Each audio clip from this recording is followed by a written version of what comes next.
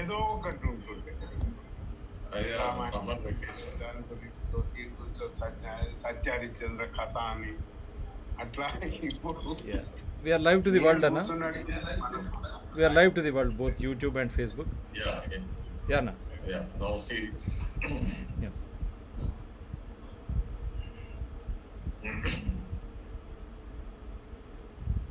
Yes, Anna. Welcome to Dr. TSPR show. This is Dr. Tangella Shivaprasad Reddy alias Dr. TSPR. Namaste, Adab, hello. మా అతిథులు గురువులు professor Purushottam Reddy గారు, అదేవిధంగా గురుతుల్యులు సుబ్బారావు గారు. ఇద్దరి ఆశీర్వాదం నాకు తెలిసి నాకన్నా ఎక్కువ ఎవరికి ఉండదు ఈరోజు. పక్కా those who are viewing, you will at the end of the show you will say I am eternally blessed by both my gurus. Such a topic which is very, very close to their heart. With this topic, they have revolutionized the spirit of leading a normal, eco-friendly life. I say, why should I say human? We are all humans. We are all mammals. We should know how to live in a coexistential conditions. I'll just give a brief 1-minute introduction. This is December 2nd, everyone say, is a National Pollution Day, and that is the day when many innocents lost their lives in their sleep. But my guru, Professor Purushotham Reddy garu corrected me, stating that this happened in the wee hours of 2nd. That means already we were into 3rd December. So that is why he specifically asked me to post this live show to 3rd December, and that is why we have done this with the official grace of my Guru Tulyulu Subbarao garu. National Pollution Prevention Day is observed annually on December 2nd, but it is 3rd, in memory of the people who lost their lives in the 1984 Bhopal gas tragedy. The horrific industrial accident took place due to the leak of methyl isocyanate gas in the Union Carbide India Limited (UCIL) pesticide plant on the night of December 2nd and 3rd. Thousands of people were killed due to the toxic gas spread. Bhopal gas tragedy is said to be one of the world's worst industrial disasters to date. The after effects of the tragedy were also very severe, as increased cases of cancer and birth defects were reported. Here is all you need to know about the day. That is why we are not celebrating this. We are observing a moment's silence for those departed souls and their families in mourning, and all those unfortunate who have survived, who are still suffering with medical or other defects as on today. So, to express solidarity with them, this day is celebrated. Not only that, this has revived the spirit of my guru, and that is how they went on changing the understanding of a normal human being towards nature, and what is to breathe, and what are those pollutants, like we have already seen methyl. The Bhopal gas tragedy showed that the pollution and presence of toxic gases in the environment can be hazardous. Hence, the day is not only observed in honor of people who lost their lives in the deadly tragedy, but also to spread awareness on managing and controlling industrial disasters, preventing the pollution produced by industrial processes or human negligence. The day is observed to make people and industries understand the importance of pollution control acts. The day also aims to spread awareness about the prevention of natural resources like air, soil, noise and water pollution. So that is the reason why we are back with this live show. We talk about the bomb which was dropped by US in Japan. This incident is no lesser in spirit and in the colossal damage which has inflicted on the Indian populace, whether it is Madhya Pradesh, Bhopal, or now every city, every town almost engulfed with such pollutants. So we straight away get into this topic. Sir, Subbarao garu, please. Namaskaram. Good evening to everybody. And deep condolences to the families of those who fell victim to the gas tragedy on 2nd early hours of December 1984. I strongly believe that there are three shocking incidents that happened on this earth, which no common man dreamt of. One was the Hiroshima-Nagasaki bombing. The second was the war on Vietnam. No farmer in the Vietnam dreamt that the war will break for decades to come. And the third India experience is the Bhopal gas tragedy. It was a shock. And I was so worried. I was calling my friends, my colleagues who were transferred from Nagpur to Bhopal, asking them about their welfare. And India was very poorly equipped. And it is not that it is equipped so well today. It is still worse. One can understand the soil contamination, water contamination, but it is very difficult to understand the dynamics of air contamination. You do not know. It originates at a spot and disperses in the entire watershed. It follows a reversal trend of the water. Water, it falls in a watershed area, collects together, and joins a stream or a lake. It is very easy. Visually, you can see, you can track. But air pollution, dispersal, and dynamics is not that easy. Even after so many decades, the scientists in this country and the pollution control board authorities in this country totally failed in coming out with airshed studies, scientific studies. Hyderabad, I know almost 22 residential communities are facing the severe toxic gas problems, right from west to almost southwest of Hyderabad, that is from Bachupalli to Nallaganda. It's horrible. But the whole problem is whenever people make complaint, the pollution control board people come and say, oh, today wind is not in this direction. Tomorrow it will go on the other direction. That's a layman's excuse. And today, the Delhi is in the grip of air pollution. Hyderabad is in air pollution. So 30 years back, we were only talking on soil pollution and water pollution. Today, the severity is so much that the younger generation is almost exposed to disastrous toxic gases. The sales of the inhalers is going like anything and making good business for the pharmaceutical industry. You cannot afford to go for a run. You cannot afford to go for a walk. You cannot afford to give any kind of exercises to your lungs. This is the fate of 21st century in this country. And this incident happened when the rest of the world, the advanced countries, which were trying to rectify the things, and we were at the scratch, even now. So how do we go about it? It's a big tragedy. And the challenge is, can we minimize, regulate, and control the pollution, particularly the air pollution? It's a big challenge. I'm sure, I'm very confident, I can say very confidently that none of the academic institutions in this country came forward with any kind of new subject, new curriculum in this direction. Today, I thank my teacher, Professor Rosenthal from Cornell University.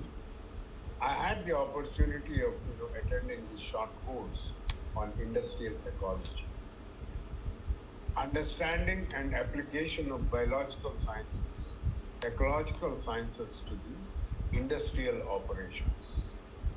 Unfortunately, he died at a very premature age, but his contributions in the area of industrial ecology is enormous.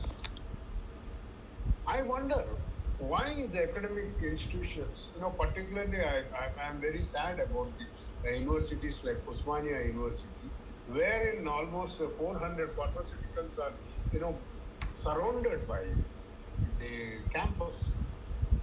And we do not have any, even a short-term course or a one-day course on what is the pollution control, what is the waste management, how do we recognize the toxicity of a industrial waste product? No, nothing. Then why the hell we are producing so many professors, readers, and all kinds of faculty members? There is a need. Now, how do we go into it? There is a need for convergence to bring a sustainable. We need to bring people on policy aspects, on industrial application. We are also good in pharma education. We export, I think, something like 200 to 3 pharma students to USA, but we do not have a subject called pharma-based management. Do we have that? It is shame. All the professors in the university must have, or put them into the 14-year jail. That's it. When we are not able to come out with a curriculum which challenges the survival of the future generation, what is the use of this academic?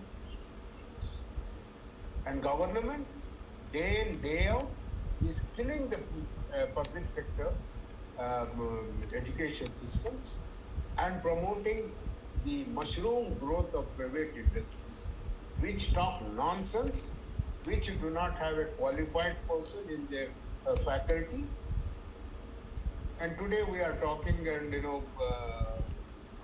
National Pollution Day. I don't think that anybody made any big dent today speaking on this. Even in the parliament, I don't think they were only bothered about do you buy my rice or shall I buy rice? They do not have even the assessment of the volume of FCI go downs in the state, and what is the use of all these policy makers and ministers?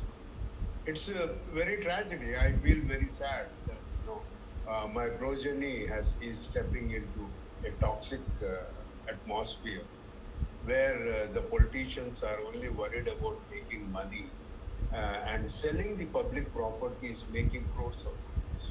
Who give them the the permission for this item? After the Bhopal, it is Hyderabad, that toxic chamber. If this government has any commitment and willingness, it should address the situations of toxic chamber. This state, under the ground, on the ground, above the ground, in the atmosphere, everything is toxic. We are surviving, inshallah, by the grace of the God. Nothing else. We do not have specialized doctors. In my young days, we used to always remember of Bokal Ranga Reddy. He was the only specialist of sports, injuries. Today, you do not have any, medical fraternity who can tell confidently that I will address the pollution-related issues. I can talk about pollution. This was the situation last 30, 35 years. We do not have like even Patiala, you have a special quota for the sports persons on sports medicine. Why can't we have special quota in the medical education system on pollution related and genetic related due to pollution induction. No, the same old thing. Huh? Paracetamol వేసుకో నీకు corona పోతుంది ఇంకోటి పోతుంది అన్ని గిట్ల చెప్పేటోళ్ళే ఉంటుంది. We are not looking into it. In fact, I do not want to take much time on my grievances and giving out the fact sheet of this sad situation of this. I have come up with what could be the alternatives, but I would like to make that after my big brother Anna Prof K.Purushotham Reddy, expresses his concern on this day of national pollution. So thank you so much, Subbarao. Actually, I came into this subject after the Bhopal gas disaster. Exactly about 3 weeks after. What happened in Bhopal can be described as a slap on the face of all developing countries in the world. That particular industry was a multinational corporation, MNC. Those days, they were known as the multinational corporations. Today, they are known as the transnational corporations, TNC. Now, this industry, which was located in Bhopal, I had the opportunity of visiting that area in 1985 when there was a national seminar organized in Bhopal itself in the aftermath of Bhopal gas disaster. And we took that route from the factory to the Bhopal railway station. And the local people, everybody was media, everyone, they were showing us the devastation that it caused. What happened on that particular night, that is second night, early hours of third, after 12 o'clock, when the gas started leaking. Normally, we tend to use certain words. For example, the Indian media, they said it was an accident. They say, Bhopal was an accident, the gas leak, accidental gas leak. But nobody knows whether it was a gas leak or whether it was a test done on the Indian population. Because we Indians are most often treated as guinea pigs when it comes to the testing of so many things, including vaccines. So when the gas leaked out, and this particular gas, MIC, methyl isocyanate, being a heavy gas, when it leaked out by virtue of its heaviness, it did not go up because it was not light, because it was heavy. It started moving depending upon the wind direction from the factory, from that particular industry towards the Bhopal railway station. And I'm very sorry to say that even the passengers waiting in Bhopal railway station to catch an early morning flight, maybe 3 o'clock, 4 o'clock, the early flights, the trains, they also died. Many of them died in their sleep. But it was, a horrendous tragedy. I still remember the face that sensitized the world. It was the face of a baby, hardly 1 year or so. And it was, the eyes of the baby had swollen, they had come out virtually. And that was the face which, which symbolized the tragedy, the horrendous tragedy. Well, what happened in Bhopal, I don't think we can call it a tragedy, though occasionally we tend to use such words. But it can be described as the world's worst industrial accident or disaster. It is the world's worst industrial disaster which occurred in India. Now, 1984, when we look at that particular year, by 1984, India had already the Prevention of Water Pollution Act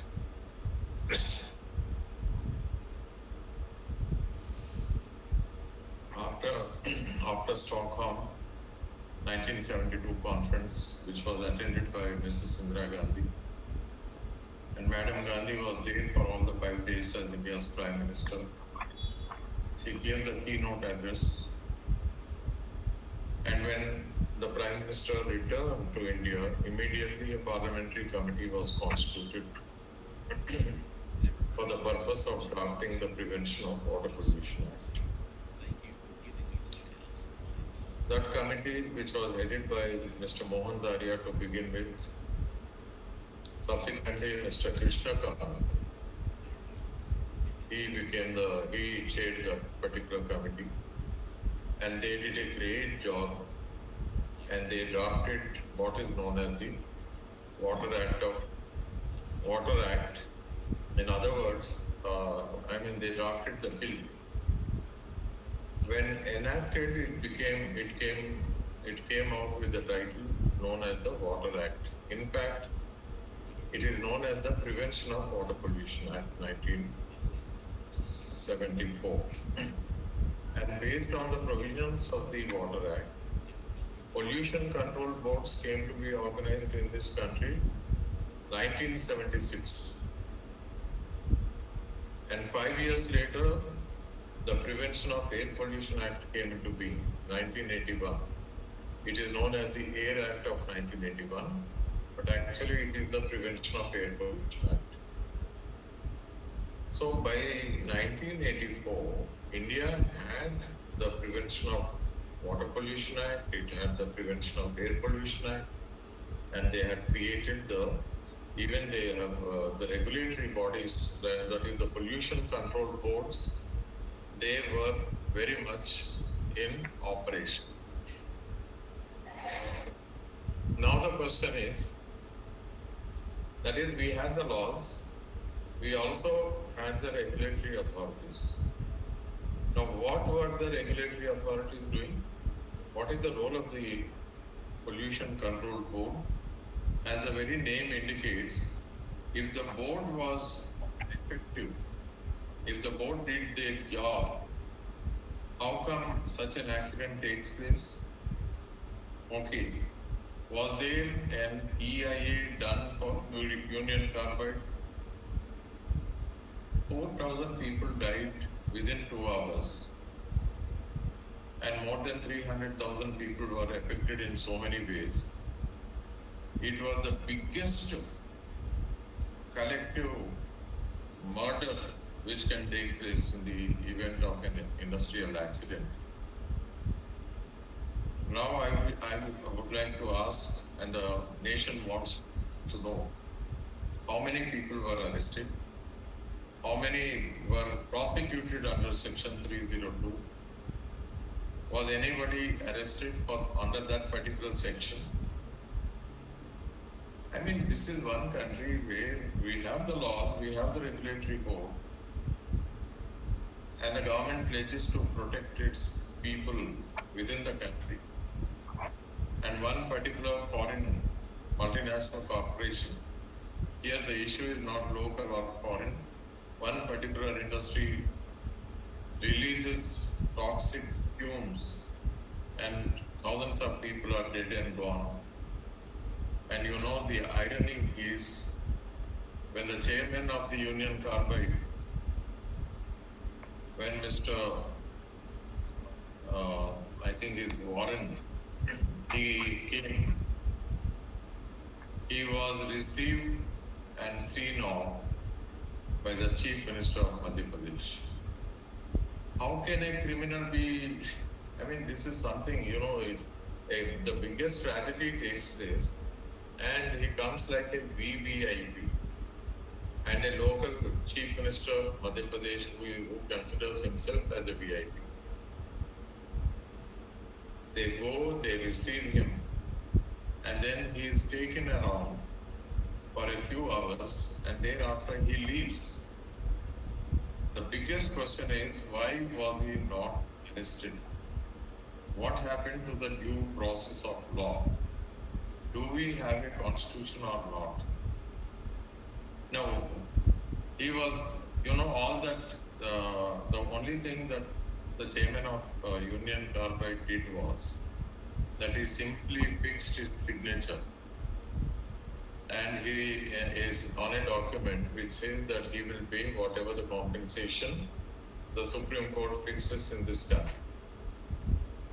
And the case went on and on and on and on for years together, and finally some Namke Vaste compensation was fixed. And it's a big mockery. It's a mockery, where human rights were violated, environmental laws were flouted, regulatory authorities were defunct, and nobody was punished. This is Bhopal. For years together, people suffered. The case became international. What about here? The big question is, when I'm talking as a political scientist, what is the stamina of the local people? Any citizen in this country, what do you think will be the stamina? How long can they fight? And particularly in a country like India, where there is so much of diversity in the name of religion and caste and language and region, people coming together to make a common cause, wage a common struggle, that itself is something very difficult. But still, in the case of Bhopal, people came together, they filed cases, and everything, the entire judiciary in this country, they simply gave lip sympathy and a token compensation. Now, again, there are umpteen number of Supreme Court judgments which say that compensation cannot be fictitious. But in the case of Bhopal, it was fictitious. Namke was. And that too, justice delayed. We all know that it is justice denied. It happened in Bhopal. Okay, now let us stop this at this stage. We go a little further. 2 years later, this country enacted the prevention of, it is known as the Environment Act of 1986. That is Protection of Environment Act, 1986. Now the question is whether we the people, when I say we, it is the people and the polity, the government and Lok Sabha, Rajya Sabha, judiciary, whether we have learnt any lessons. What is the big lesson that we learned? The only step that the government of India did was it came up with a comprehensive Environment EP Act of 1986. Okay. After that particular act should have been followed by constituting the Environment Protection Authority. Now, I would like to ask the government of India, of course, right from 1986 to present day, all kinds of political combinations, came to power at the center. We had UPA, NDA, and we had, neither UPA nor NDA, individual groups coming together, forming, like Chandrasekhar, like, A.K. Gujral, Deve Gowda, and so on.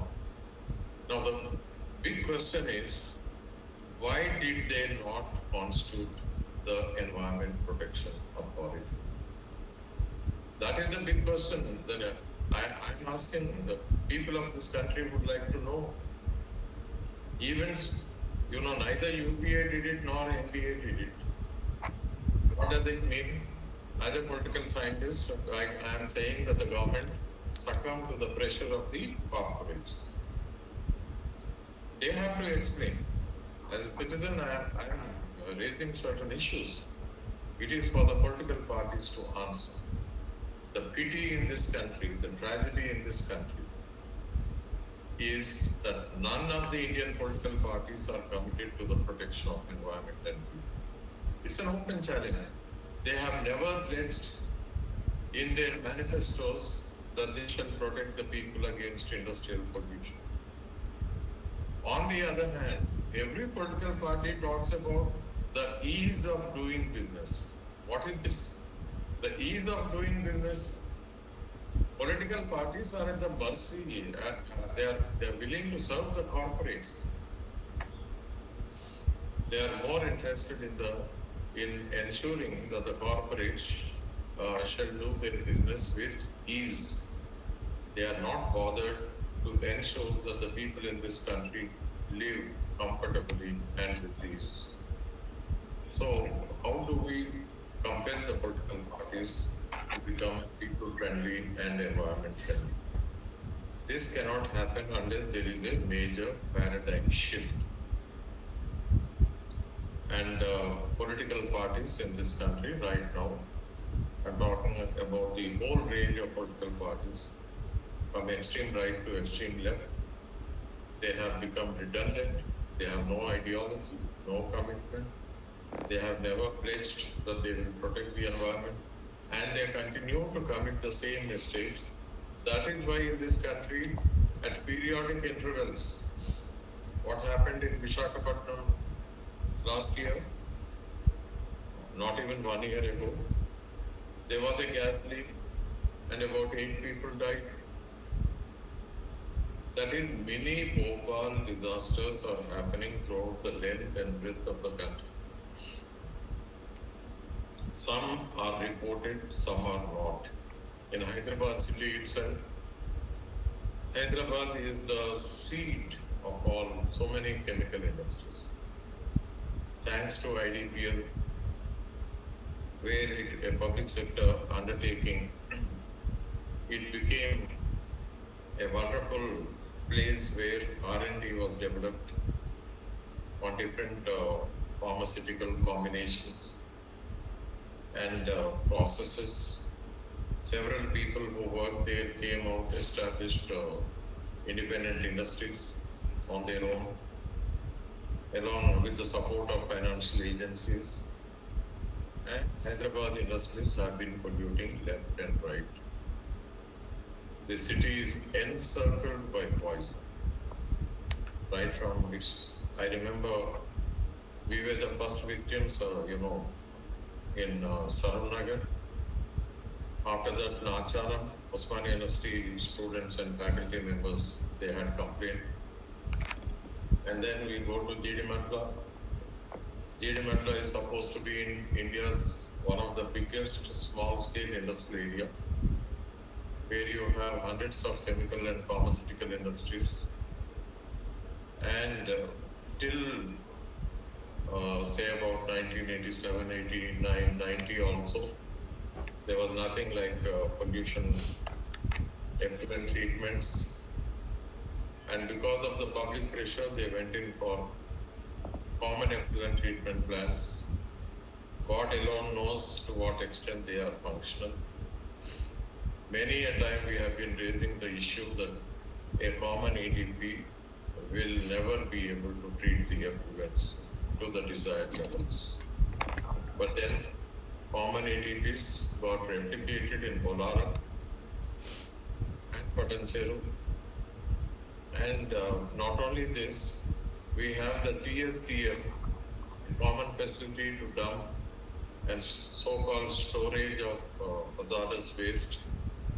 And all these facilities were only created to show to the judiciary that the Hyderabad chemical industry is responding to public pressure and it is functioning as per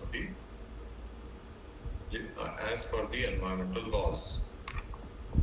Now the question is, right now, as my friend Subbarao-ji have pointed out, there are so many colonies which are and gated communities and slums, which every day they breathe toxic air. And Hyderabad, all the goes into all the nalas and ultimately Mosi.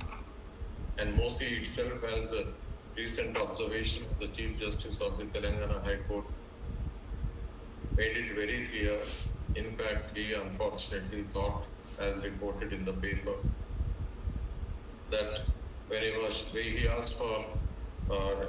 asked to be shown the river Mosi, and when it was shown to him, he said that he thought it was a nala, a wastewater, effluent water flow, a stream carrying all the poison, toxic water.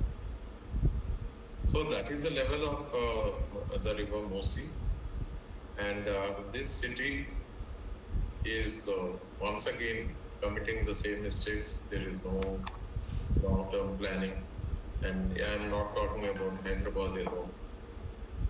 Show me one river in this country which can be described as being clean. The entire country is seeped in poison. In addition to this, as if this is not enough, a highly dangerous and toxic chemicalized agriculture has been promoted in the name of a respectable name like Green Revolution.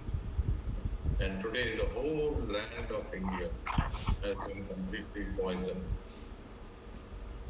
I do not know, as we go into the future, we only see the emerging morbidity profile of like what we see in Punjab. We see cancer trains carrying cancer patients from one city to another city. And these patients, they go there for radiotherapy and treatment, radiation and therapy, and they return once again in the evening. That is, should we be happy that we are able to run trains to take the cancer patients? Or should we hold our heads in shame that our agricultural model has only resulted in an ever-increasing number of cancer patients? Now, who is responsible for all this? You know, we, the people, are paying a very heavy price for electing ignorant people. Our MPs and, you know, the kind of governments that we have, they have no knowledge, no commitment. And even now, when we look at what happened at COP26, our Prime Minister very comfortably, leisurely talks about a net zero, achieving net zero 50 years down the line. 50 years down the line, look at the leisure of the government of India. And ruling party members are never tired of praising the Prime Minister. And at the regional level, there is not a single chief minister who has really clearly committed, you know, their political party and their government with an intention to bring net zero. The same old model of thermal power plants and gas-based internal combustion machines, natural gas, everything is continuing, and it will continue because we, the people, are not exerting pressure. This country will be like this because, you know, people have withdrawn. They are not bothered. They don't make it an election issue. And at the time of elections, as we have seen in Hyderabad recently, what a shame.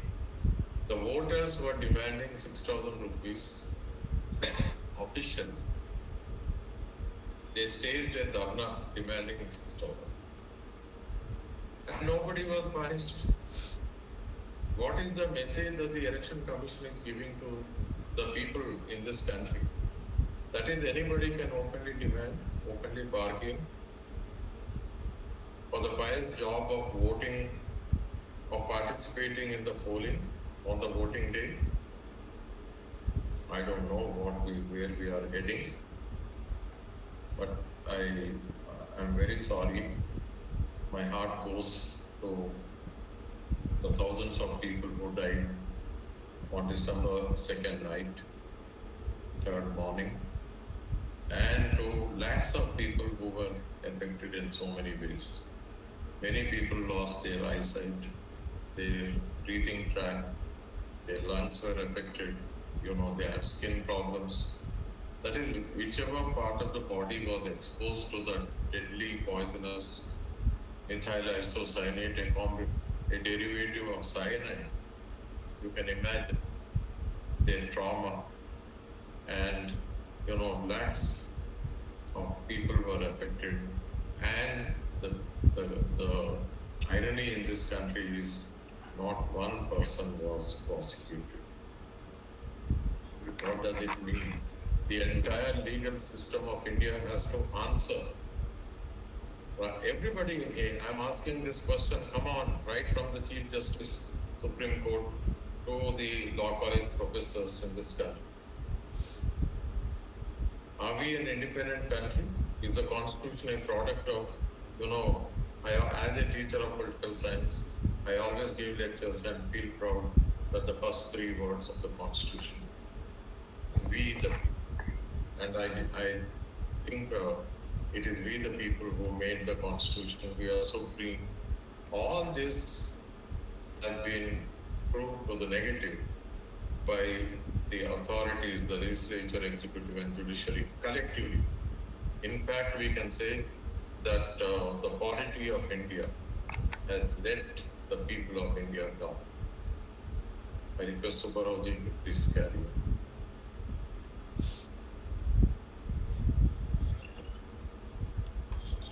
Thank you so much, Anna.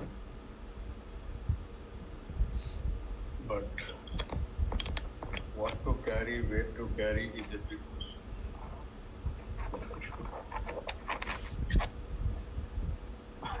We are living in a society where majority are deaf, dumb, and blind. Okay. That is the major question. So I request Shiv Prasad Reddy to share this screen. It reminds me, after the Bhopal gas tragedy, one of my students, he is a fine arts student, Sajid Amir Ping, he was doing wonderful job.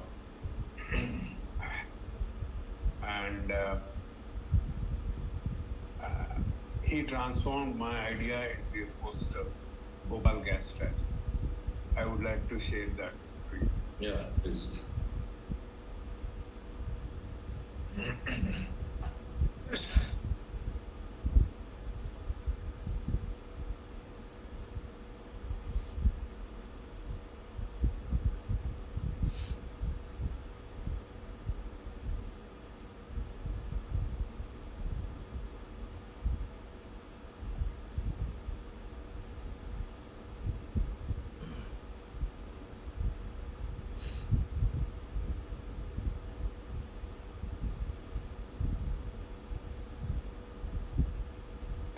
So can you see, Anna? Hello? Hello? Yes, We sir. can see, Anna. Yes, sir. You can see? Yeah. We can see, it's nice. Pollution, yes, can be minimized and reduced, controlled if we have the commitment and willingness.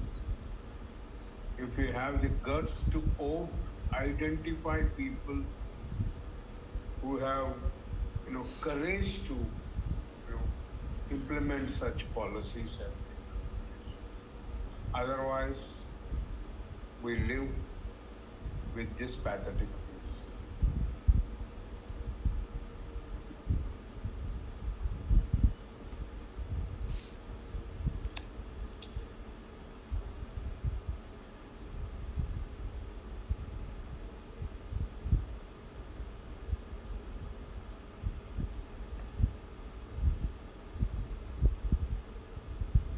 Hope you can see. Yeah. Purushotham Reddy Garu was explaining this baby's picture. You remember, Anna? Yes. I remember. The popped up eyes, a dead body of a, I think 1 or 2 years old baby. So that made me, when everybody was talking, environment is the industrial pollution, environment is, planting the trees. So my friend helped me, to bring out a comprehensive illustration that environment is the story of everything. So this reminds me always whenever I see this poster, this baby comes to my mind.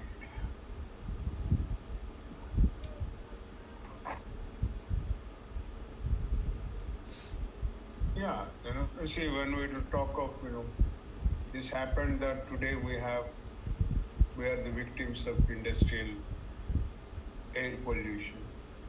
But we have pollution everywhere. How do we? Unfortunate thing is, this country miserably failed from public toilets to industrial gases, cleaning the lakes to cleaning the rivers. So I feel it is the mindset of the people and the policy makers is highly contaminated and polluted.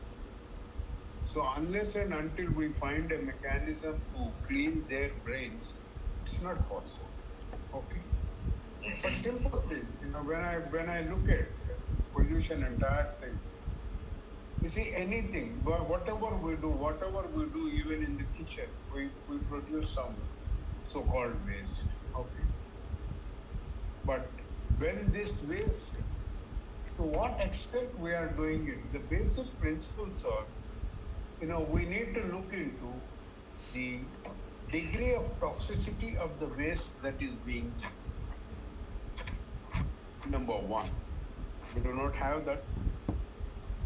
Number two is, degree of toxicity and degree of mobility.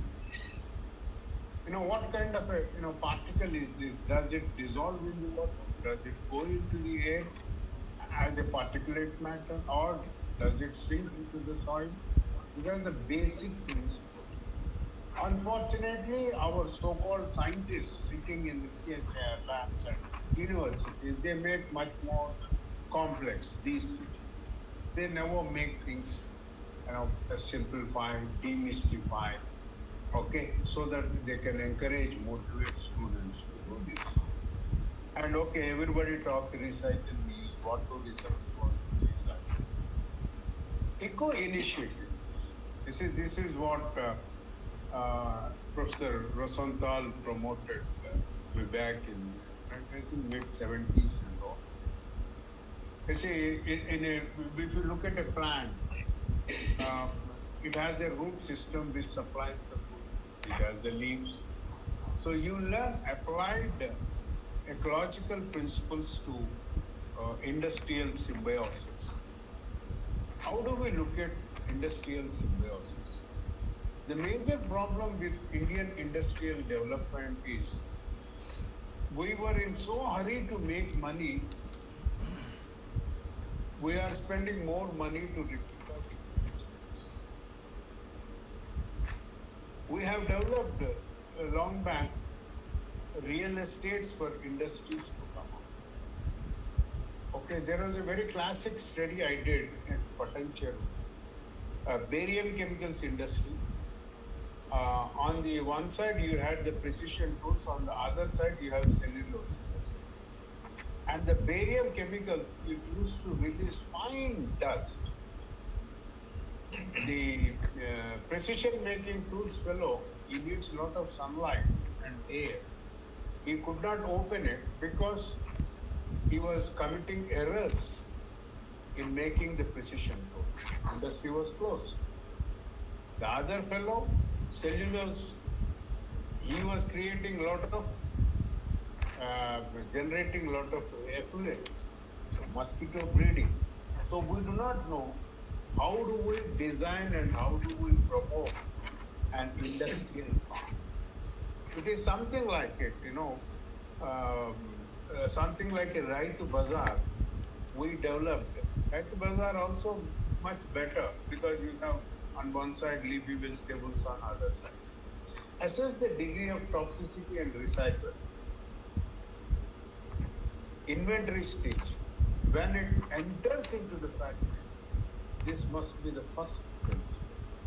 Replace with suitable environment-friendly materials. Upgrade your research right from the inventory feedback. Upgrade the process technology. Focus recovery of material and energy. This is the most important thing, It's not that industry is something, you do, okay, this is the, industrial. Even a country like Thailand has, it's mandatory that all the industries must have roof water harvesting structures and they must harvest their own water for their use. And even in the USA, you have the rainwater harvesting in mandatory. None of the industrial estates in this country have that. On the other hand, they have contaminated and depleted the groundwater resources around 20 to 25 square kilometers of any industrial estate in this. I have the records I can show. And they have also contaminated, and still they want fresh water. God knows why government, So when we look at an industry, this is an Kullenborg eco-industrial park, where the waste from one industry goes to the raw material to the other industry, and it has a symbiosis. Industries have to come together for a convergence. And the most, exciting, inspiration thing I saw in Taha Industrial Estate in USA, where the gas turbine receives the industrial municipal untreated water, and it treats the municipal water and uses for cooling the turbine. Here in my good city Hyderabad, industry has common effluent treatment. Right? Industry has treatment plant. Municipality has the treatment plant. Still the water is dirty. What a funny situation we are finding. And my honorable municipal minister says we are putting up another 33. Did we assess the performance levels of STPs, ETPs in Hyderabad and around Hyderabad? Is anybody asking for that? How much of power these water treatment systems hold? So we need to look into it. You see, industry, it has its own symbiosis. It has its own interdependence. How a hot water generated from one industry can waste heat recovery. I think it is only one commercial establishment in Hyderabad which is adopting waste heat recovery. Okay, so there is a long way to go. And tell me, which is the university which is teaching the short-term course on waste heat recovery? None of them. Okay, they only get UGC grants. I know some of the universities, and they claim they come out with a goody projects and some products. This is, I'm so much moved and impressed. This is a Devon's, a dust-free stone crushing unit, generates only 1% of the dust. I brought nozzles and gave it to PCB. Ask them to produce them and make it mandatory for all the crushing units of then combined Andhra Pradesh. No. They said, sir, their production per day will come down to 20%. Who is bothered about it? I am bothered about the health. I am bothered about the dust. Let him produce 80% and take that as an 100% production per day. Our pollution control board officers are so kind and sympathetic to industry, not to the human health. And one secret I would like to share with you people is all the pollution control boards, state pollution control boards are established under Societies Act. They do not have any sanctity as a government department to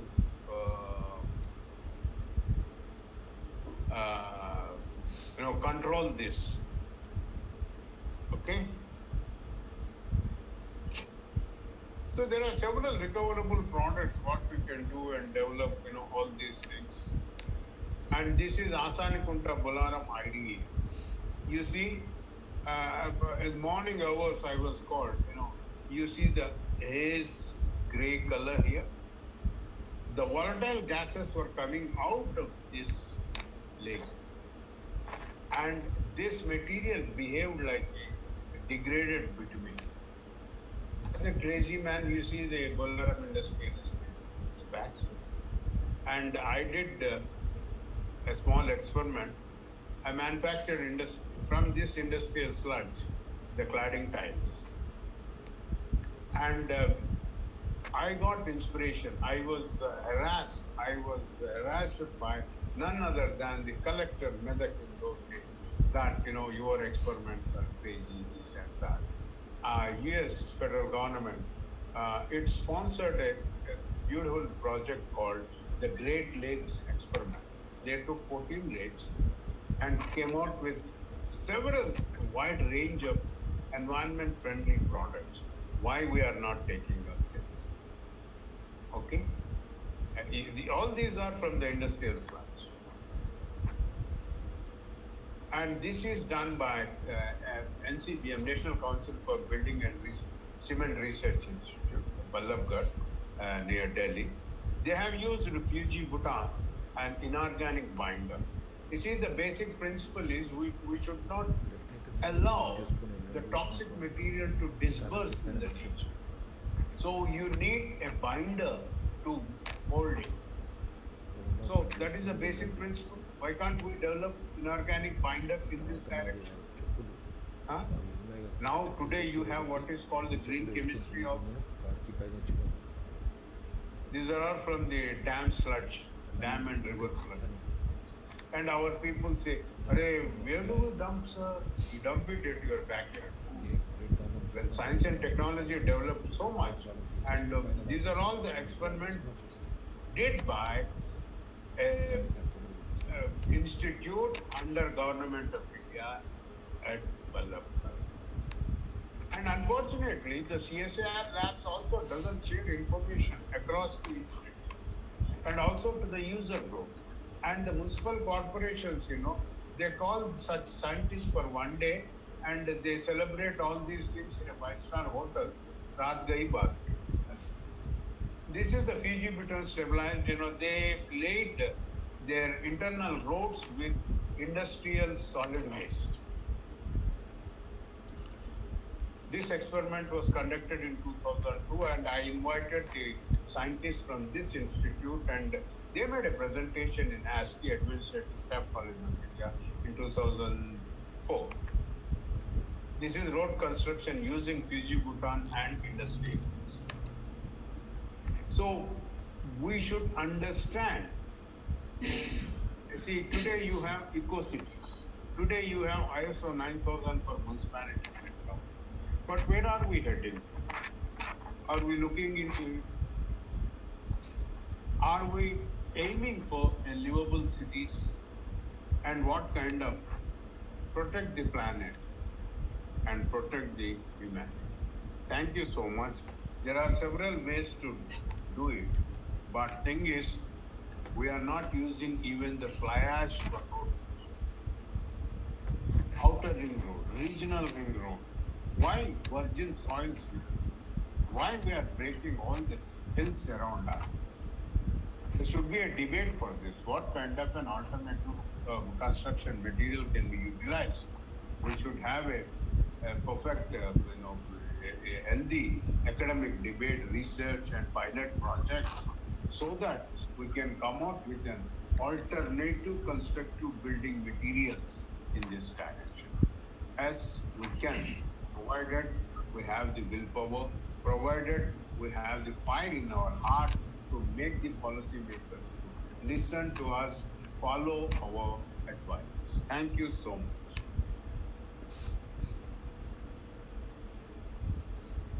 Just I would like to add Please, Anna. to 1 or 2 points. Actually, after 1984 Bhopal gas disaster, when the subject of protection of environment came to occupy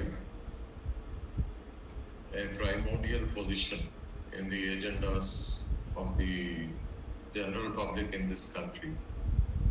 The people who became conscious of the negative manifestations of industrialization, they took up the struggles. For example, in Hyderabad, it started in Sarvnagar, Nagsaram, Didimatra, and Patancheru. And people like us, Dr. Kishan Rao, M.C. Mehta, we filed so many cases and we were always continuously winning. In spite of our victories in the court orders were not implemented by the chief secretaries. And so far, the chief secretary of earlier Andhra Pradesh and now Telangana, they have hundreds of cases, contempt cases against the chief secretaries. But the chief secretary thinks he is above the constitution. And even the Supreme Court and High Court probably respect his opinion. As a result, the chief secretary is untouched. Whenever the government wanted to go in for something which the government thought it was development, but for the people it appeared to be destruction. For example, 1 year after the Chernobyl accident occurred in April 1986, and in 1987, the government of India wanted to locate a nuclear power plant at Nagarjunasagar. Thanks to Professor Shivaji Rao, Dr. Bhopal, and myself, we all came together and we were supported by about 22 citizen groups, and we were able to sensitize the public, create public opinion, and we could stop it. That is, we could stop the unfolding of another Chernobyl at Nagarjunasagar. But that was with the public pressure, not with, nobody went to the court. We didn't have that. Similarly, recently as 2 years ago, the government once again wanted to go in for uranium mining at Kalamala. People took up that case, they opposed it, and they stopped it. So what is the lesson? The lesson is when people come forward, when they express their opinion in a very decisive manner, they will definitely succeed. Earlier also, we were able to get irrigation canal in Nalgonda, thanks to that wonderful Jalasadhana movement and the biggest ballot paper. In the case of Patancheru, we won about 40 orders. The matter went to NGT Chennai. They have given orders, and now there is a big stalemate. Everybody knows. It is not that the government doesn't know. Central government knows, state government knows. Everybody knows. Judiciary also knows because they have given 40 orders. NGT knows, they have given orders. But nothing happens in Patancheru. See, if this is the attitude of the legislature, executive and judicial, what respect or faith the people will have in the constitution? I think the time has come for the government and political parties to introspect. Yes, they are accountable. They forget that. And they need to introspect, and they are accountable to the people. Otherwise, they have to be very clear for whose sake is the constitution. Is it to ensure that the rich become richer? Is the Constitution of India working in favor of the corporates? In fact, it is very clear in the directive principles that the entire economic activity of the government of India, under the Constitution, the entire country's economic activity will be operated in such a manner that it shall not result in the accumulation of wealth in the hands of the few. But in reality, it goes contrary to the provisions of the Constitution. I think we, the people, we need to think. All academicians, they need to think. The media has to once again become active. I don't see the kind of media which we witnessed in the 80s and 90s. That media has evaporated. Today, hardly 5% or 10% media supports the public. And the remaining, they are happy serving the corporates. I don't understand when we purchase a paper like the Hindu, which is supposed to be a standard paper, and you want to go through the pages, the news, the first page itself, advertisement, second page, advertisement, third, sometimes festival time, at least 6 pages are there. I mean, what is the logic of that? Then they can as well call it as a paper full of advertisements. Why they call it as a newspaper? Somewhere this introspection has to take place. And even all the print media, of course I'm not touching the electronic media because they are only playing to the tunes of the film and nothing beyond. They are not bothered what happens about, about Bhopal or nuclear or uranium mining or the quality of water that flows in the rivers of this country. Which paper is committed? And what is the impact? Even NGT, I think we need to make an evaluation of the working of the NGT. The original purpose of NGT was to create a mechanism which will be able to attend to which will be able to go to the rescue of the poorest of the poor, the marginalized and the pollution affected people in the quickest possible time. I'm very sorry to say that cases are, even my own case, my students are filed regarding Mosi. What happened? What is the big message NGT wants to give to the people? And for the entire country, you have one facility in Delhi and 2 or 3 elsewhere for a population of 130 crores, where every department of the government is working only to destroy. I mean, is it not practical? Can't they think that they need to open NGT in every state? Or at least where the industrial areas are there? I mean, this is a very, very serious lacuna. Justice is not only denied, but justice is not flowing to the people. We are getting judgments, but it is not converting into justice. Justice delivery is not there. Very sorry, all of us, we need to introspect and once again restore the working of democracy in this country. Shiva?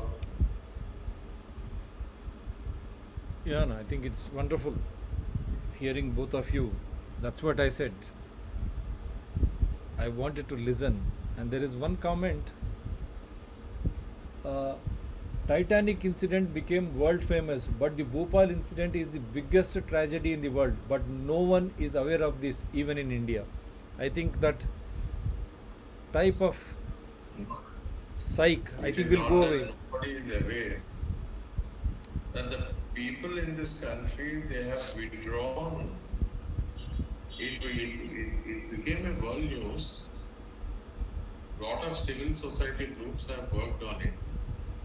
But again, what is the stamina of the civil society groups? How long can they fight? Particularly in a system which closes doors on the justice deliveries. Everything is delayed. What is the stamina of the people of this country to continuously wage a battle for their common future. We don't have the kind of stamina that exists in the civil society of America, where the people contribute for the cause. Yes. Nobody should be a beggar. Protection of environment is everybody's duty. In India, we only appreciate, oh, acha kar raha kaam. But they don't send at least 10 rupees. If 1 crore people send 10 rupees, it becomes 10 crores. And 10 rupees is not a big amount for anybody. A simple, small contributions, drop by drop, if it is sent to the activists who are working for a particular cause, then they will be able to take it further. Because it requires a lot of legal luminaries, lot of travel, lot of struggle. So the culture of contributing for the common cause, I think that needs to be created in this country in a more effective manner, in a very transparent manner. Otherwise, people will collect money, and again, thereby there will be a scandal in it. We don't want that kind of. Yeah, as you The rightly thing is, said. as you rightly pointed out, Bay Area in San Francisco. Part of it was, Ronald Reagan attracted property, and he had the plans of constructing 7-star hotels there. It's a public property under the federal law. One lady, 3 months, struggled, went around, pooled money, bought the land in auction, and declared it as the wilderness zone. Yeah, that's a That great is thing. the thing we should learn from America. It is not that, pizzas and burgers. The hopeless Indians who are going to America, they are not coming out with these stories. They want to come again, do some business on technology transfers. That was a marvelous contribution by that lady. We need to learn a lot of things, but the thing is, I wonder, you see, globalization has totally failed when it comes to environment and pollution aspects of it. So everybody is talking on all these things. And today, I cannot even discuss across the continent to get thoughts and solidarity for a cause. Then why this globalization? Is globalization only for the corporates to make more money? How do we share? How do a common man in India can share with the thoughts of an African? How do we re-strengthen our voice at the global platforms? Everything is abolished. Anything you talk, the land encroachers, the lake encroachers are not anti-nationalists. They are. Then why the government is so good to those guys? Put them behind the bar, hang them. We are talking the facts and figures before the people. Government, if it is sincere, it has to at least listen to the people and start acting on it. Globalization has deprived, backstabbed the common man's aspiration. Yeah, I have one last point, Shiva. I was going through the speeches of Yuval Noah Harari, and he very clearly mentions in the contemporary world there are 3 major issues which cannot be tackled at the national level. No country in the world can tackle it. 1, nuclear disasters or nuclear war. 2, climate change. Not one single country can do it alone. And the third biggest thing is that technological disruption. He's talking about the kind of merger of the infotech and the biotech and its consequences in the days to come. The rise of the artificial intelligence and its widespread application, and the possible creation of a useless class worldwide. To address these things, it is not possible for any country, whether it is China or Russia or America, India, nothing. One single country cannot tackle it.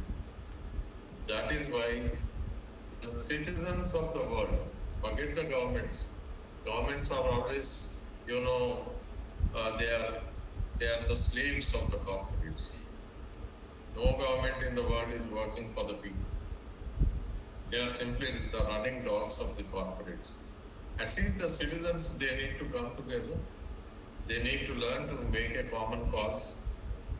Because this is the only planet where life is possible.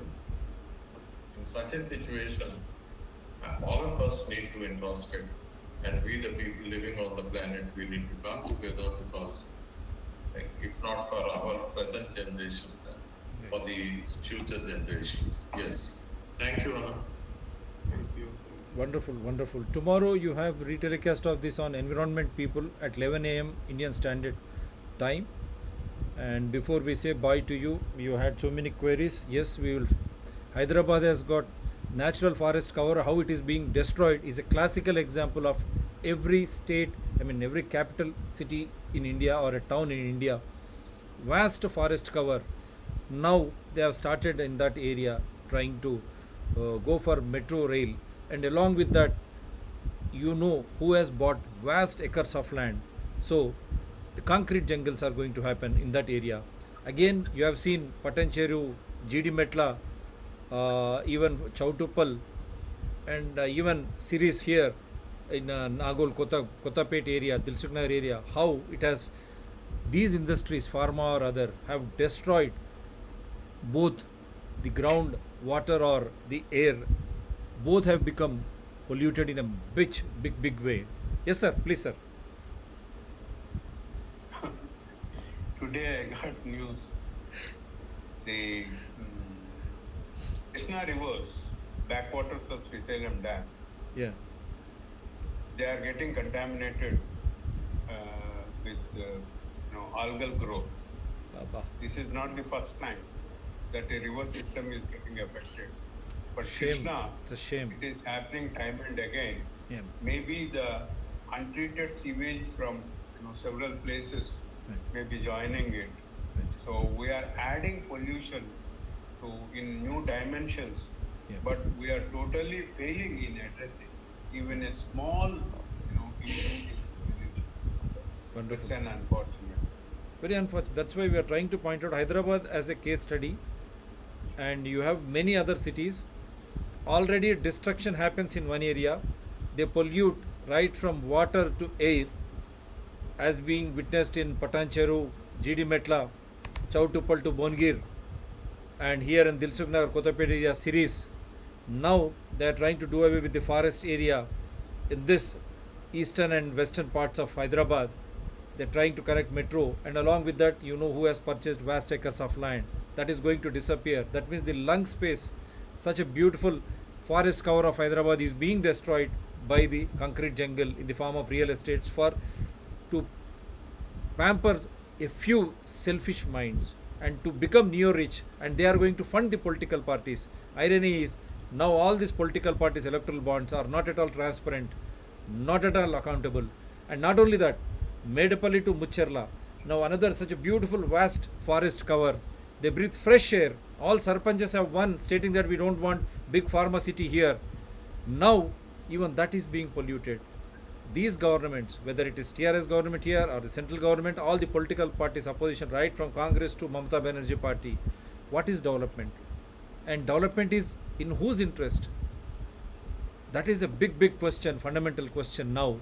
If you are polluting, if you are removing forest cover, destroying that symbiosis of ecological existence, and having clean water to breathe clean air or fresh air, if you are destroying even after pandemic, if you are not learning, then people have to come out on the roads, because until and unless you do that, nothing can change these political parties, administrators, and their pampered so-called corporates, as he rightly pointed out now, transnational corporations or something.